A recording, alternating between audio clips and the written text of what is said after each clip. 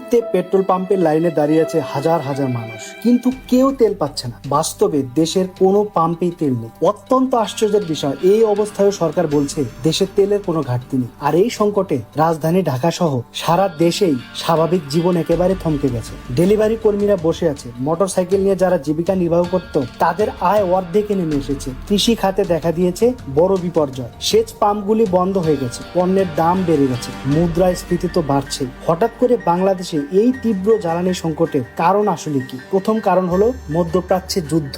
ইরানের যুদ্ধ চলার কারণে মধ্যপ্রাচ্যে উত্তেজনা বেড়ে গেছে। তার ফলে তেলের সবচেয়ে বড় রুট হরমুজ প্রণালী প্রায় বন্ধ হয়ে গেছে। বিশ্বের মোট তেলের 1/5 এই রুট দিয়ে চলাচল করে। দ্বিতীয় কারণটি হলো প্যানিক বাইং, অর্থাৎ মানুষ ভয় পেয়ে এখন প্রয়োজনের চেয়ে বেশি তেল কিনছে। একজন স্বাভাবিক গাড়ি চালক যেখানে একবারে 1000 টাকার তেল নিত, সে নিচ্ছে 2000 টাকার তেল। একজন মোটরসাইকেল চালকও নিচ্ছে একবারে 500 টাকার তেল। তৃতীয় কারণটি হলো অবৈধ মজুত ও কালোবাজারি। কিছু অসাধু ব্যবসায়ী তেল মজুত রেখে বাজারে বেশি দামে বিক্রি করছে। চতুর্থ কারণ হলো সরবরাহ ব্যবস্থার দুর্বলতা। বন্দর থেকে পাম্প পর্যন্ত তেল পৌঁছাতে ডিলে হচ্ছে। পঞ্চম কারণটি হলো ডলারের সংকট। ডলারের অভাবে বাংলাদেশ সময় মতো তেল ইম্পোর্ট করতে পারছে না, ফলে সাপ্লাই কমে যাচ্ছে। আর সবচেয়ে বড় কথা হলো সরকারি ব্যর্থতাও এজন্য দায়ী। সরকার ঠিকমতো মনিটরিং এ ব্যর্থ হয়েছে। তোমার কি মনে হয় এই সংকটের দায় আসলে কার?